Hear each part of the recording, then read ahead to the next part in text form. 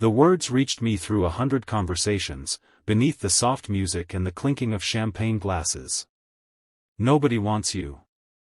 Her sister had said it with a smile, as if cruelty became harmless when wrapped in elegance. But the woman standing beside the enormous ballroom window didn't smile. She simply lowered her eyes and pretended she hadn't heard. I had heard. And something inside me refused to let those words become the final thing she believed about herself.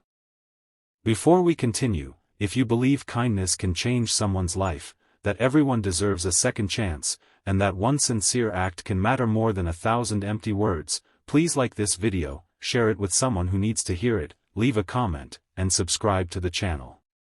You never know who might be listening tonight and quietly wondering if anybody still cares. The woman's name was Clara. I knew that because I had seen her name on the seating chart when I arrived at the charity gala. She was the daughter of the evening's host, a respected businessman whose foundation had raised millions for children's hospitals. I had been invited because I worked with one of the foundation's community programs, helping families who had fallen through the cracks of an expensive city.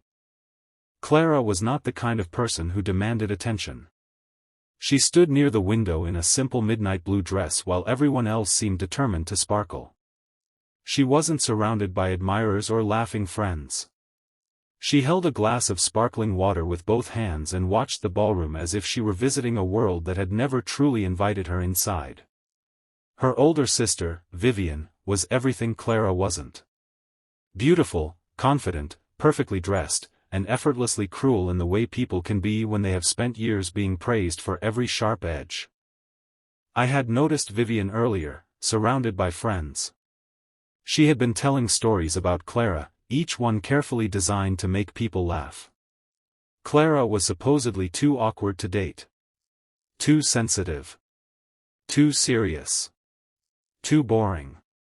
Vivian made it sound like Clara had somehow failed at being the person everyone expected her to become. I tried not to judge. Families were complicated, and I knew better than most that people sometimes carried wounds invisible to strangers. Then I heard the sentence. Nobody wants you. Vivian had leaned toward Clara near the window, her smile sweet enough to fool anyone who wasn't watching closely. Clara's fingers tightened around her glass. For a moment, I saw something in her face that I recognized. Not embarrassment. Resignation. The kind that comes when someone has heard the same insult so many times that they begin to mistake it for truth. I put my glass down. I crossed the ballroom. With every step, I could feel people noticing. The music continued behind me, but somehow the room seemed quieter. Clara looked up when I stopped in front of her. Her eyes were glossy, but she quickly blinked away whatever emotion had gathered there. I didn't look at Vivian. I looked directly at Clara and asked her the question that changed both of our lives. Clara, if nobody wants you, why are you standing here trying so hard to make everybody happy? She stared at me. Vivian's smile disappeared. Clara looked almost frightened, as though kindness from a stranger was more difficult for her to understand than cruelty from someone she loved. She told me she didn't know. I told her that was the problem. For years, Clara had been trying to become someone worthy of being wanted. She had changed the way she dressed because Vivian said she looked plain. She had stopped talking about her art because her family called it childish. She had declined opportunities because she feared embarrassing her father. She had even convinced herself that being alone was proof that something was wrong with her. But being alone and being unwanted were not the same thing.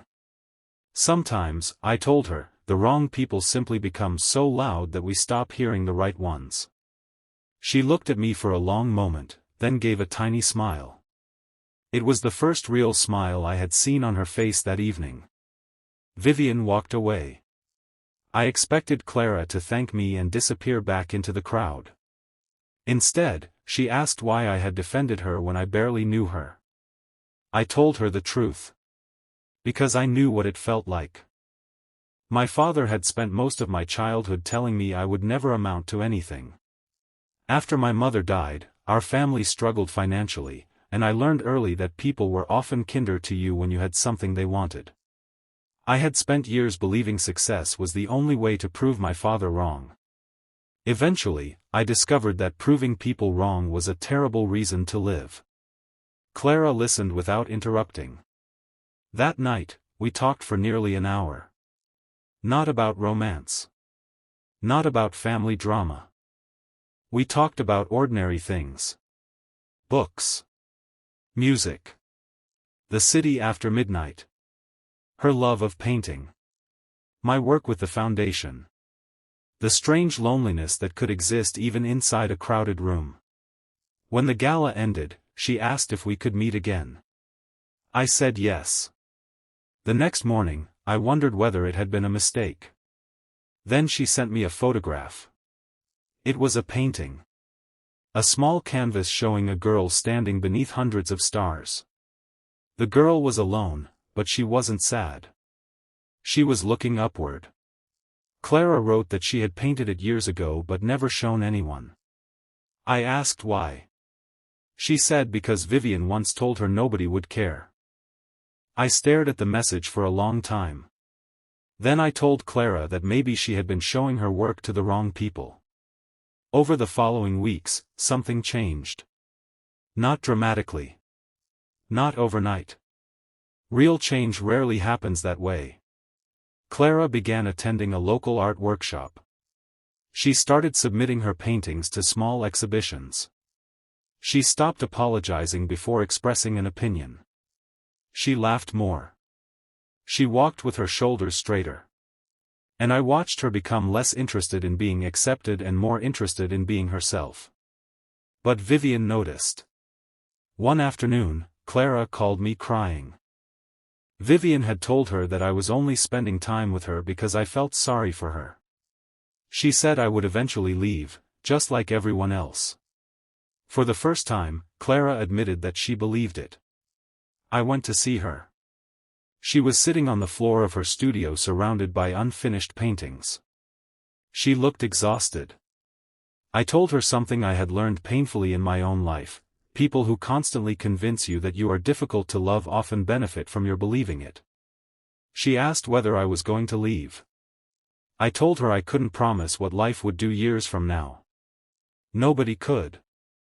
But I could promise that I would never deliberately make her feel small just to make myself feel important. She cried then. Not because I had promised forever. Because I had finally given her something she had never received from the people she loved most. Honesty without cruelty. Months passed. Clara's paintings began attracting attention. A small gallery agreed to display 6 of them. She was terrified on opening night. I stood near the back of the room as people walked around admiring her work. Then Clara saw Vivian. Her sister had come. Vivian stood in front of Clara's largest painting, a portrait of a woman standing alone beneath a dark sky. For once, Vivian had nothing sarcastic to say. Clara approached her. I watched from a distance. Vivian finally admitted that she had been jealous.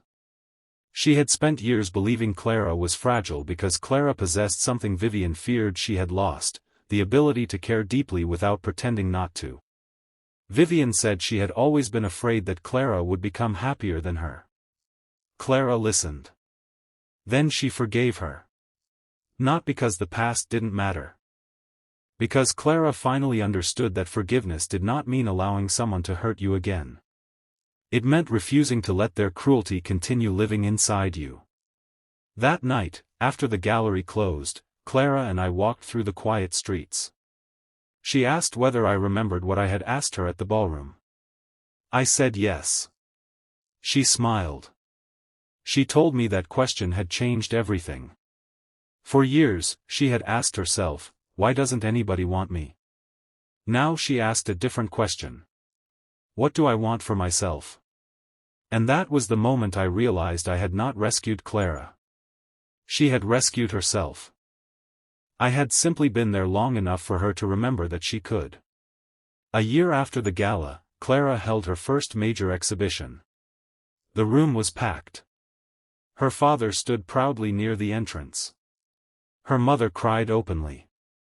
Vivian helped arrange flowers around the paintings. And Clara stood in the center of it all, no longer hiding near a window. She looked at me across the room. Then she walked toward me. She didn't need saving. She didn't need approval. She simply wanted to share the moment with someone who had believed in her before she learned to believe in herself. She took my hand. For a second, neither of us said anything. Then she smiled and whispered that maybe being wanted had never been the point. Maybe the point was learning that you were already worthy before anyone chose you. Those words stayed with me. Because sometimes the cruelest sentence a person can hear is, "Nobody wants you." But the truth is that your worth was never determined by who rejected you. You are not unwanted because someone failed to recognize your value. You are not unlovable because someone walked away. And you are not broken because the wrong people made you feel broken. Sometimes your life changes because one person crosses a room. Sometimes it changes because someone finally asks the question you were too afraid to ask yourself. And sometimes, the person you have been waiting for your entire life is not someone who comes to complete you. It is the stronger version of yourself waiting quietly beneath all the fear. So if this story touched your heart, please like the video, share it with someone who may need these words, and subscribe to the channel. Your support helps us continue telling stories about kindness, courage, forgiveness, and second chances. And before the story ends, I want you to comment one sentence: "I am worthy of being loved and respected." Write it even if you don't fully believe it yet. Especially if you don't believe it yet. Because sometimes healing begins with saying something your heart has not learned to believe. Clara once stood alone in a crowded ballroom believing nobody wanted her.